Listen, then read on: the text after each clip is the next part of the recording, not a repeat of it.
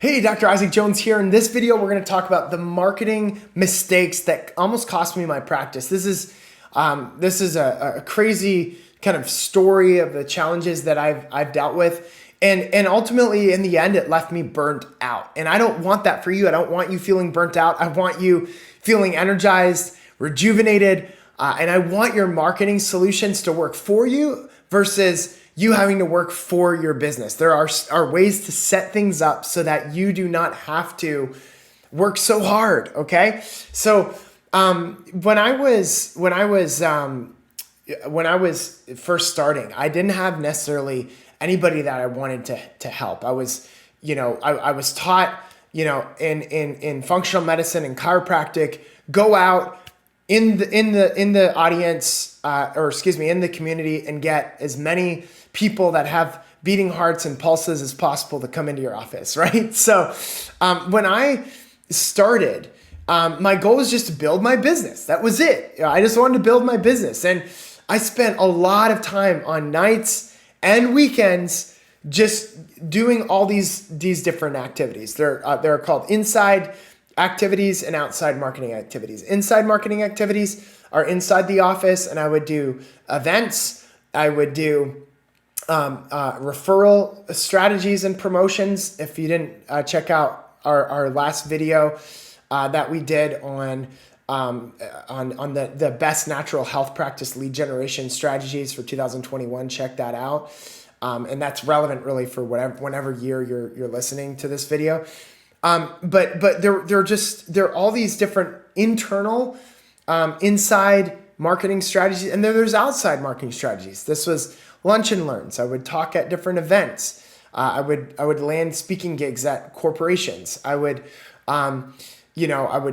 build relationships in the local community with businesses, referral networks, community events. I would get a booth. I would have a regular place I could market, like in a kiosk, and it was just too much, right?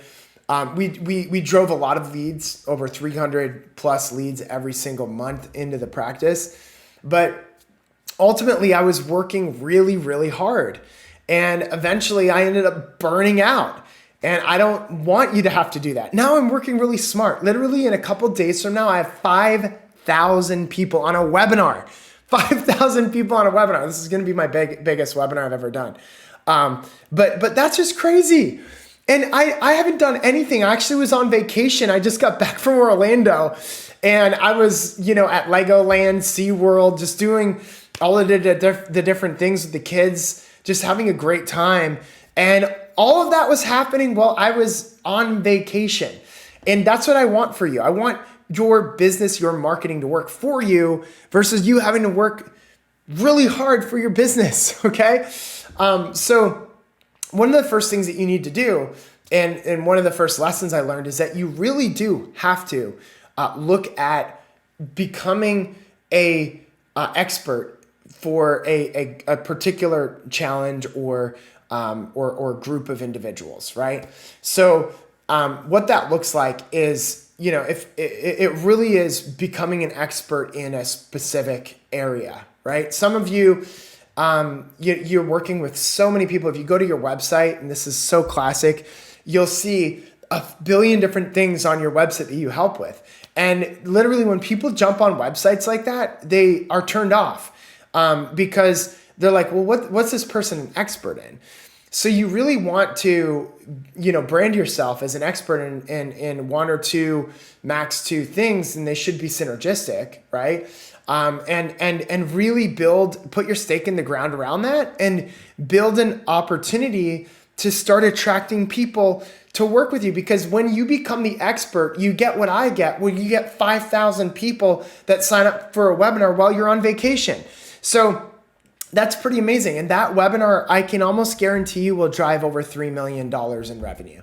So I don't need to get into all of the details of that, but we've been working on optimizing and systematizing it. And that's the beauty of this new model of marketing, is that at first, the first time I did a marketing campaign via webinar, I had, 10 or 12 people on, and nobody bought. Nobody actually committed. Nobody moved forward. And that was fine with me. It was like, because I was learning. I was definitely disappointed. And I did that 6 times. And I had more and more people on, and still nobody bought, right? So you have to get in the game. You've got to understand this. Over time, I've learned how to convert. I convert at over 30% on high ticket on these different things now. So, so again, become a expert in a particular area, and that can help you in a major way. And then the other thing that you want to do is you want to look at how you can start transitioning from working really hard to working really smart. How can you leverage technology to really help you overcome the challenges that you're dealing with? There's a video I did on how to smash through tech hurdles that get in the way of growing your virtual practice and your online brand. So make sure, if you have any objections around technology as a hurdle, watch that video and see what you can do practically to start kind of moving slowly into this space. Picking a niche is great, but you then need to become a hero to them. You need to position yourself as the hero, because you are the hero, and you probably know so much more than what they could ever imagine about ultimately the things and the strategies that will help you become the person in the industry, or one of the people in the industry that is the go-to. And so that's where you get a waiting list. That's where you get people. Like, I have somebody that texted me the other day, and they're like, hey man, your schedule's blocked out for, several weeks. And it's because I prioritize the people I'm serving. Number one, the people that are in my Virtual Practice Accelerator program, they're in my Freedom Coaching program, they're in my Epic Mastermind program for people that are scaling 7-figure businesses. And so, I prioritize the people I'm serving, but it's also designed because my focus is on impact, but it's also on, the ability for me to live a really healthy lifestyle. It's because I blocked off exercising a few days a week, like several days a week. I block off leisure time, mountain biking and things of that nature. I block off times with my family, so there's all these things I do throughout the week that I prioritize versus just work. And when I did that and I leveraged technology, what ended up happening for my business is it expanded and grew. And so this is the power of what they call 10x mindset, or thinking in exponentials versus thinking incremental. So ultimately, you want to be the guide. You want to be known as the guide to your, the people that you want to attract. And you attract only the people that you help the most. So if you understand those individuals and you communicate to them on a regular basis, then you start attracting more and more of those people. They start talking about you. This is how you build a following. And then you get people that are just committed to connecting with you and working with you in the long run. So, again, the marketing mistake that almost cost me my practice, was working hard, not smart, overworking myself, and to the point where I almost literally I just got so burnt out that, I was doing things I was literally ashamed of. Like, I was binge eating. I was eating like stuff that I wouldn't tell my patients to eat.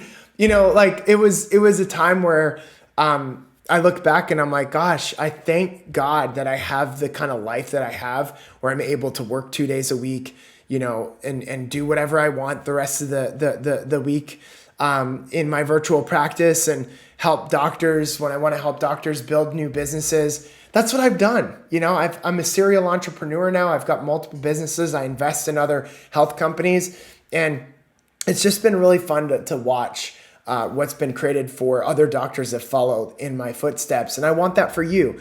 But you ultimately have to believe in yourself. You have to believe that working smart, not hard, is possible for you. You have to believe that, creating a future where you actually have freedom is possible for you. If you don't, and you've got all these beliefs around that not working for you, you have to look at why is it that you have those beliefs and what's under that. And ultimately what typically is under that is limiting beliefs. You saw other people get challenged with other situations. You've got fear about the future or the certain time that we live in.